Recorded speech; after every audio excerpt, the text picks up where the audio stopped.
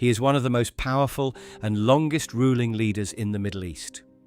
As the supreme leader of Iran since 1989, Ayatollah Ali Khamenei has the final say in all state matters, from foreign policy to the military and the country's controversial nuclear program. But how did a relatively mid-ranking cleric rise to hold absolute power over a nation of nearly 90 million people? Today, we explore the life, the rise and the enduring reign of Ali Khamenei. Born on April 19, 1939, in the holy city of Mashhad, Sayyid Ali Khamenei was raised in a highly religious and impoverished family. His father was a respected cleric, and Khamenei followed in his footsteps, beginning his religious studies at a very young age. In the late 1950s, he moved to Qom, the center of Shia Islamic scholarship. It was here that he met the man who would change his destiny, Ayatollah Khomeini. Khomeini was a fierce critic of Iran's monarch, the Shah, and his pro-Western policies. Khamenei became a devoted student of Khomeini, absorbing his revolutionary ideas. When Khomeini was exiled in 1964, Khamenei returned to Mashhad, working in secret to spread anti-monarchy sentiments. This resulted in him being arrested and imprisoned multiple times by the Shah's secret police, the Savak. In 1909, the decades of unrest reached a boiling point.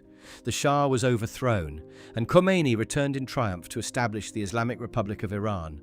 Khamenei, who had been a loyal soldier to the cause, was perfectly positioned in the new power structure. He was appointed to the Council of the Islamic Revolution and helped found the Islamic Republican Party. Khamenei became known as a brilliant orator, delivering the powerful Friday prayers in Tehran. His star was rapidly rising, but it nearly cost him his life. Months after the assassination attempt, I was elected president of Iran, winning by a landslide. However, my presidency was immediately consumed by the devastating Iran-Iraq War, which lasted from 1980 to 1988. As president, I frequently visited the front lines, wearing military fatigues alongside my clerical turban. I built strong, enduring ties with the Islamic Revolutionary Guard Corps, a relationship that would become the bedrock of my future power. Though the presidency was theoretically a high office, I frequently clashed with my Prime Minister, Mir Hossein Mousavi. I was still entirely subordinate to the supreme leader, Ayatollah Khomeini. On June 3, 1989, Ayatollah Khomeini died, leaving a massive power vacuum. According to the Iranian constitution, the next supreme leader had to be a marja, a highest-ranking cleric. Khamenei was not a marja. He was relatively mid-ranking. However, behind closed doors, influential figures like Akbar Hashemi Rafsanjani pushed for Khamenei, claiming Khomeini had privately endorsed him. The constitution was rapidly amended, and the Assembly of Experts selected Khamenei as the second supreme leader of Iran. Many expected him to be a weak figurehead. They were wrong. Khamenei systematically marginalized his rivals, deeply aligned himself with the military and the IRGC, and consolidated absolute control over the state apparatus. For over 3 decades, Khamenei's rule has been defined by a deep distrust of the West, particularly the United States and Israel. He has maintained Iran's controversial nuclear program and expanded Iran's influence across the Middle East by backing proxy groups in Lebanon, Syria, Iraq, and Yemen. Domestically, his reign has faced massive challenges.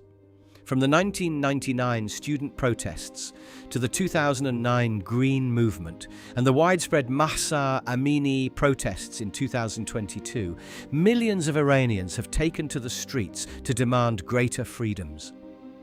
Khamenei's response has consistently been unyielding, relying on the IRGC and the Basij militia to suppress dissent, often blaming domestic unrest on foreign conspiracies. Now, in his late 80s, Ali Khamenei is the longest-serving head of state in the Middle East. He transformed the position of supreme leader from a charismatic religious guide into an absolute political and military command. As questions about his health and succession loom, his legacy is one of survival, fierce anti-imperialism, and unyielding control. Whoever succeeds him will inherit a nation shaped entirely by his shadow. Thanks for watching. If you want to learn more about Middle Eastern history, don't forget to like and subscribe.